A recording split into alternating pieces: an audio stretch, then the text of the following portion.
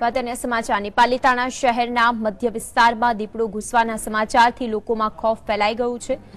પાલીતાણાના તળેટી રોડ પરના એક ખાંચામાં લોકોને દીપડો દેખાયો હતો। જો કે દીપડો કઈ બિલ્ડિંગમાં છુપાયો છે તેવું સ્થાનિકો જણાવી રહ્યા છે।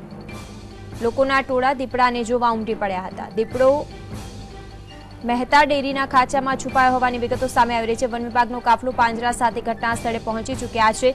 દીપડોની દેખાદેખી હોવાની માહિતી જાણતા જ પાલીતાણાના ત્યાં સ્થાનિક લોકો છે તે લોકોમાં ભયનો માહોલ છવાઈ ગયો છે। ભાવનગરથી આ સમાચાર છે। પાલીતાણા શહેરમાં એક ગલીમાં દીપડો દેખાયો છે। મધ્ય વિસ્તારમાં દીપડો ઘૂસવાના અહેવાલ સામે આવી રહ્યા છે, જેના કારણે લોકોમાં ભય ફેલાઈ ગયો છે। પાલીતાણાના તળેટી રોડ પરના એક ખાંચામાં લોકોએ આ દીપડાને જોયો છે। વધુ વાતચીત સંવાદદાતા અરવિંદ પાસેથી મળશે। અરવિંદ, જે દીપડાને દેખાતી હોવાની વિગતો સામે આવી રહી છે, હાલમાં શું અપડેટ છે તેને લઈને?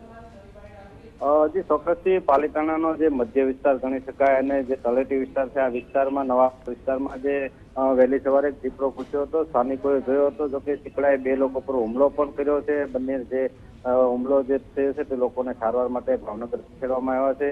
આ ઘટનાની જાણ થતાની સાથે જે વન વિભાગની ટીમ તેમજ વહીવટી તંત્રના અધિકારીઓ ઘટના સ્થળે પહોંચ્યા છે। પરંતુ જે પ્રમાણે વાત કરીએ, વન વિભાગના અધિકારીઓ પાંજરા સાથે પહોંચે છે, પરંતુ જે દીપડાને બેભાન કરવા માટે જે ટ્રેન્ક્યુલાઇઝિંગ કરવા માટેની જે ટીમ હોય છે તે હજી પહોંચી નથી, જેના કારણે દીપડાને હજુ સુધી પકડી શક્યા નથી।